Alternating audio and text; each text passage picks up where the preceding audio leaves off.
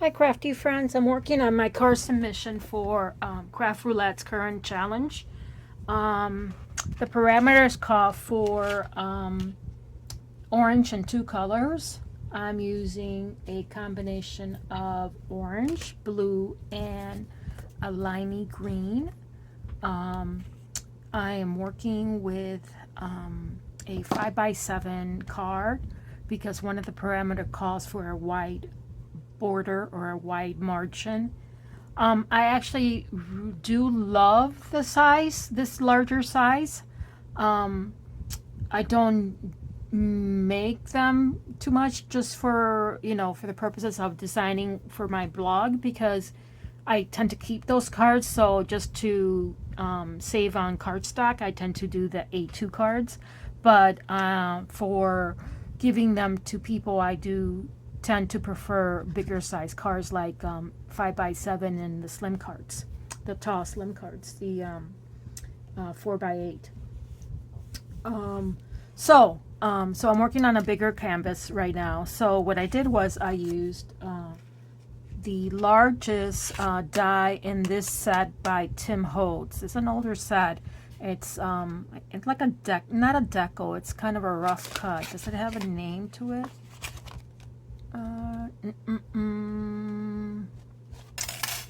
Let's see. I don't see a name in it. See a name anywhere. Just a number. 662694. That's all I see. So I took the largest one, and that's going to be my background.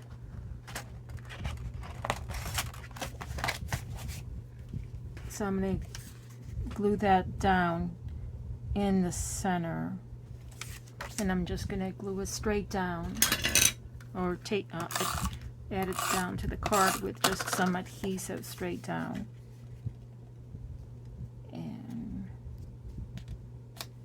I think that's going to be straight. And then my other elements are this die, this star cluster die that's by Simon Says. It's right here, and here's the die. I die cut it twice, and what it does is it. Here, let me get the garbage that it produces, or that's negative. It die cuts from, oh, I can't talk. Okay, this is the negative, and this is the positive, right? Yes. So if this was your panel and you wanted to keep your panel, you could embed this in another color, and then using all the little stars that it produces, I have them all to the side over here. You could maybe put the stars in the same color as your background color. So you could do a lot of stuff with this die. I like this die. It's really nice. And I believe they have this die in a heart as well. And this die is called the Stacked Stars. And it's SSSD111599. It's a couple years old. So you use that. So like I said, I die cut it twice. And I backed it with double-sided adhesive so that it would stick down easier, so I didn't have to worry about gluing it. I do not like wet glue. Okay, let me find.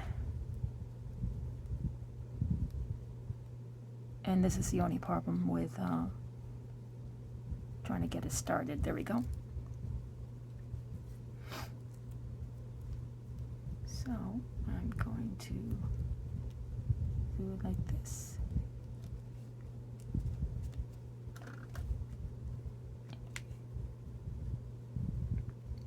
And do the same thing with this one.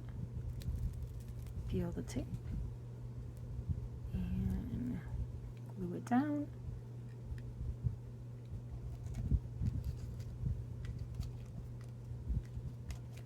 I like this then put my pumpkin in the middle, and I'm going to pop my pumpkin up a little with some foam.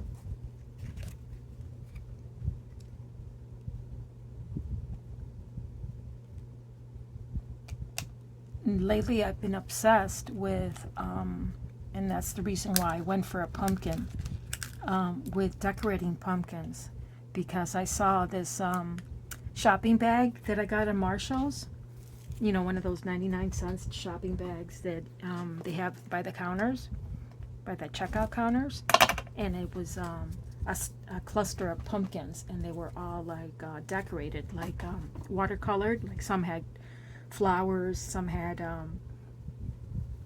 stripes, and it was really pretty, and I've been obsessed with trying to recreate that, the look and feel for it, and I haven't gotten close to it, but I've liked my efforts. So when these parameters call for more autumn colors with the selection of orange plus 2 colors, I'm like, I think I'm going to continue with this pumpkin decorating thing. So what I did, I think that's my card all done. It was really easy and really quick. I think I'm done, but I think I may add a sentiment. I'm not sure what the sentiment that I want to add.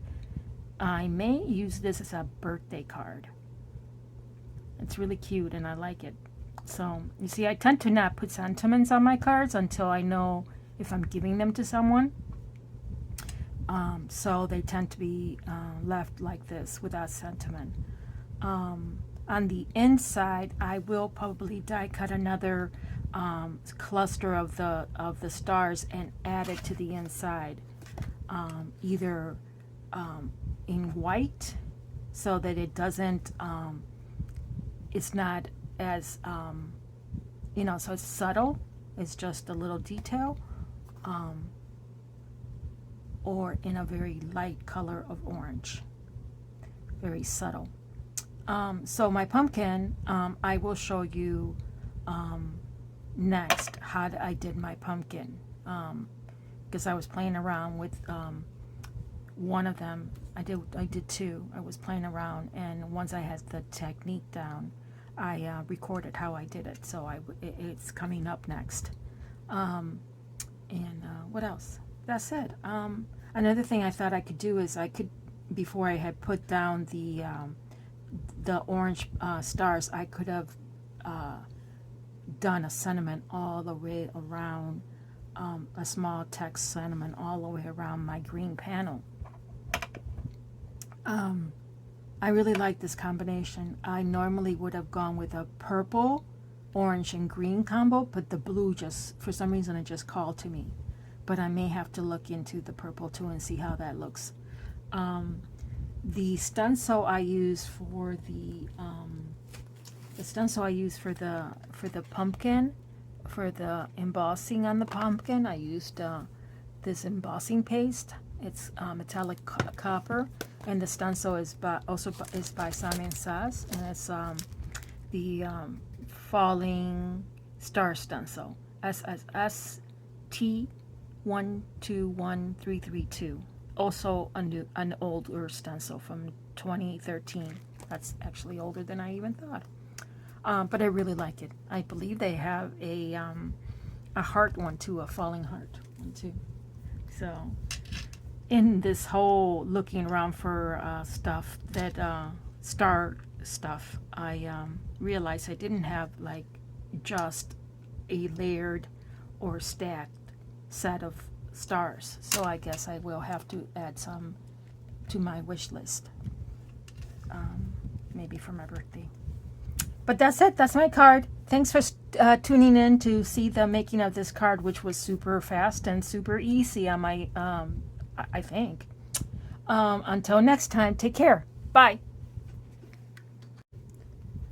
Let me show you how I inked my pumpkin.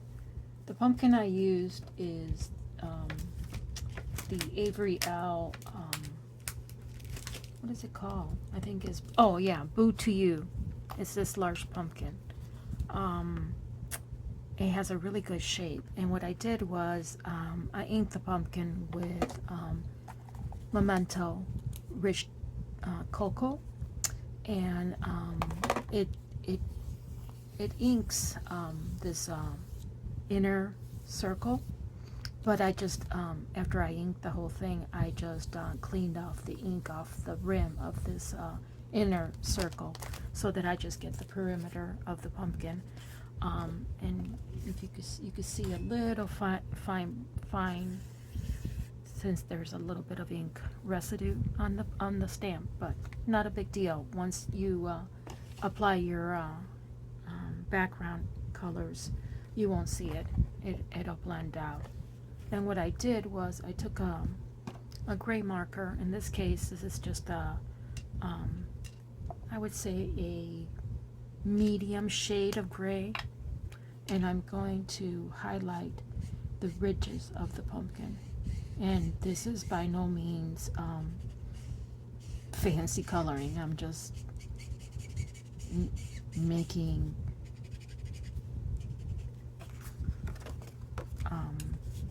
making the ridges stand out. My marker is drying out. And you don't have to be neat about it, because once again the ink blending will tone it down. We just want to create the appearance of shadow, of indentation.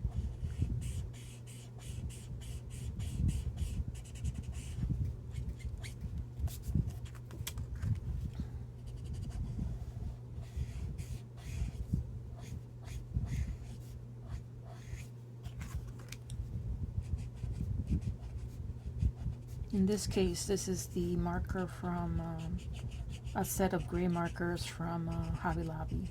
I believe is their house brand, the Master's Touch. And this is number 163. Let me grab 161 and finish this off, because I use so much gray that I just okay, so now once that's done, I'm going to take, I'm going to start with Blueprint Sketch, and I'm going to cover the whole pumpkin with Blueprint Sketch, trying to maintain this middle section as a lighter tone.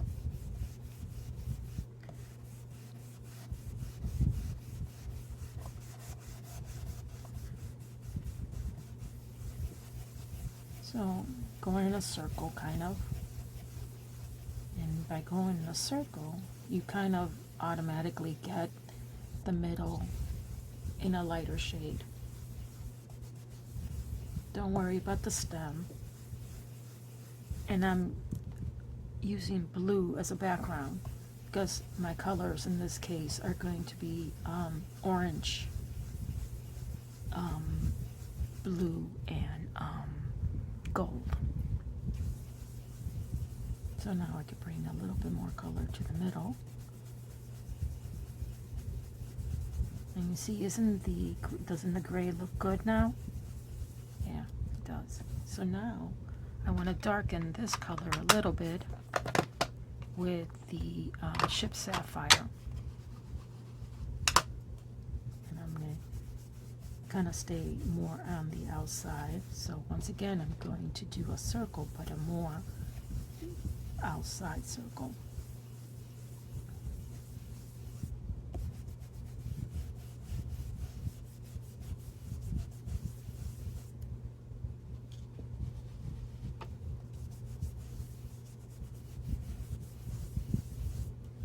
And here's my first attempt at it. I'm actually liking the second attempt a little bit better because I maintained the middle a little bit better. So now I'm happy with the outside, how dark it is. I want to make the inside a little bit darker, but not a lot. So I'm just going over it a little bit. There we go.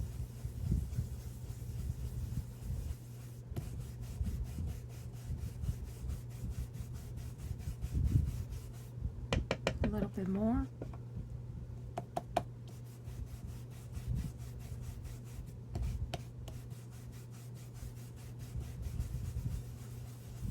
I want it to be blue, but I don't want it to be solid blue like the other. There, I think that's good. I like that. Okay, that's good. So now I'm done with that. So where's my marker again? I want to take the same markers and just color in the stem in gray. That's it. Okay, so that's that step done. Now the next step is to do, I'm going to do my star background, and I think I'm going to use embossing paste for that. So I have to go find it. I believe I have embossing paste in gold, but I'm not sure if I have it in orange, and if I don't, then I will mix in some kind of orange in some manner, maybe, I'm not sure. But so I'm going to pause the video right now while I go get my supplies and then come back and continue. Okay, be back in a minute or two. Hi, I'm back. Okay, I couldn't find any orange embossing paste. I couldn't even find white opaque embossing paste. I only found translucent, so that wasn't going to cut it. But I found the gold, actually copper, so I'm going to use copper. And I found a stencil to use, a star stencil, so I'm going to use that.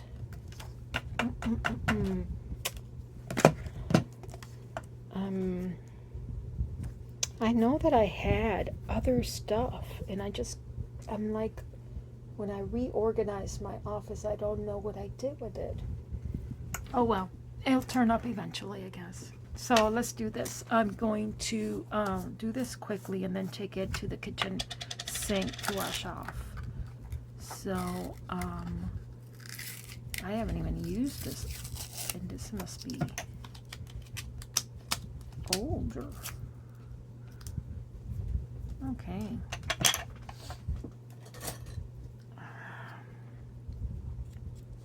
Very creamy.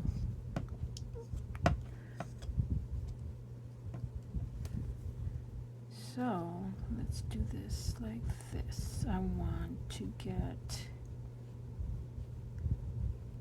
a lot of stars at the bottom and a few stars at the top. Like something like that.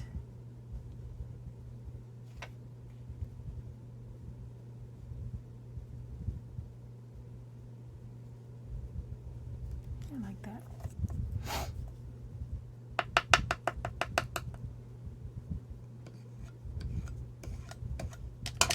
And take my tool.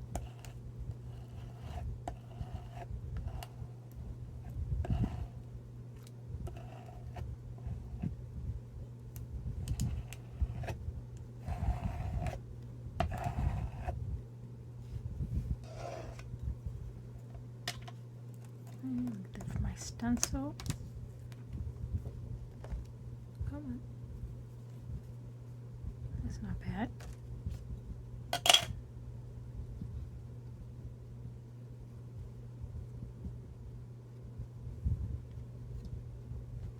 My stencil shifted a little.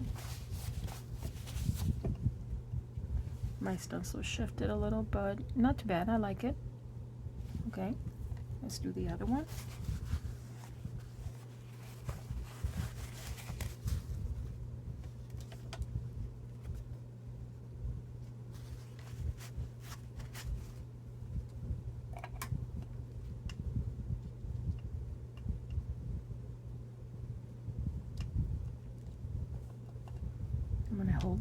try to hold down the underneath part too.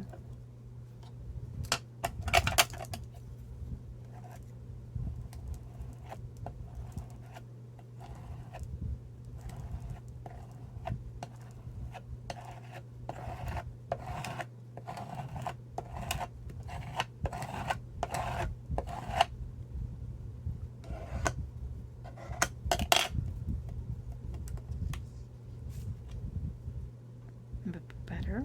This one came out better. There we go. Both of them are good. Okay, I'm gonna be back after I wash my stencil out.